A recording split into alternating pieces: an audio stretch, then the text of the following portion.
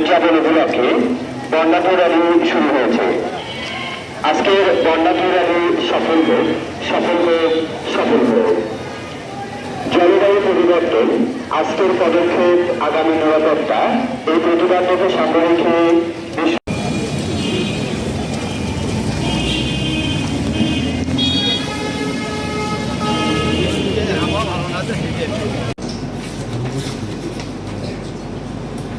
বাংলাদেশের পরিবেশ একবার হলেও তাকানোর প্রয়োজন।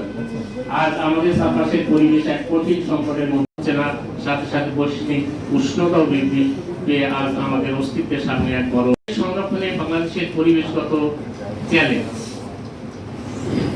বাংলাদেশের পরিবেশ জলোচ্ছ্বাস ও বন্যার ঝুঁকি, বনাঞ্চল সংকুচিত হওয়া, অপরিকল্পিত সমস্যা নিয়েই কথা বলতেছি, পরিবেশ দূষিত হচ্ছে, সবকিছু নিয়েই কথা বলতেছি, সবকিছুই বলতেছি। তাহলে আমাদের বাঁচাতে আমাদের বড় কোনো জাদুকরী পদক্ষেপের প্রয়োজন নেই। আমরা দৈনন্দিন জীবনে খুব এই কাজগুলো করতে পারি, যেমন বেশি করে গাছ লাগানো, বৃক্ষরোপণ আমাদের অক্সিজেন।